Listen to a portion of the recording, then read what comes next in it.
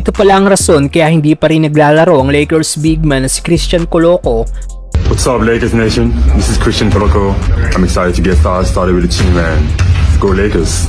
Pero bago yan, Buddy Hield solid na naging second game sa GSW laban sa Sacramento Kings. Matapos iwan ni Klay ang GSW at lumipat ng Dallas Mavericks, kinuha nga po ng Warriors ang shooting guard na si Buddy Hield. Decent pa rin naman na naging numero ni Hield last season sa Sixers, averaging 12.2 points, 3.2 rebounds sa 3 assists per game, while shooting 39% sa 3-point area. At kanina sa naging laban nila sa Kings, ipinapakita na nga po ni Buddy Hield ang kanyang pagiging 3-point shooter. Dahil kahit naglaro bilang coming off the bench, nagtapos pa rin si Hield bilang may pinakamataas na puntos sa Warriors, with 22 points, shooting 6 of 7 sa 3-point area. Halos hindi nga po magminti sa kanyang outside shooting ang Warriors player. Madaming Warriors fans ang natuwa sa ipinakita ni Hield at may mga nagsasabing ito na daw ang bagong Klay Thompson ng Golden State Warriors.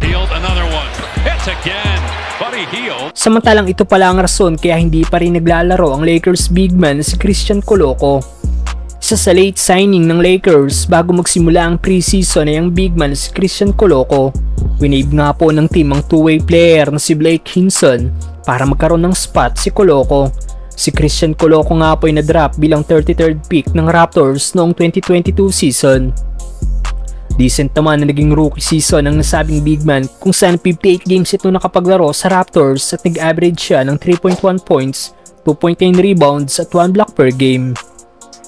Pero sa kasamaang palad sa kanyang ikalawang season sa NBA, nagkaroon nga po ng blood clot illness si Coloco dahilan para hindi ito makapaglaro last season.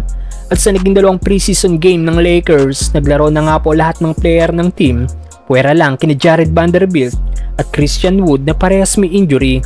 Maging ang mga two-way player ng Lakers na sina Armel Traore at Colin Castleton ay nabigyan na din ng minuto sa kanilang mga naging preseason game. Kaya naman bukod tanging si Christian Coloco na lang ang player ng team na hindi pa nakakapaglaro.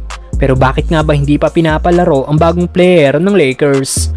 Ayon sa report ng Lakers insider na si Jovan Buha, bago magsimula ang first preseason game ng Lakers, wala pa rin nga daw pong update sa big man ng Lakers at hindi pa rin daw ito cleared para makapaglaro.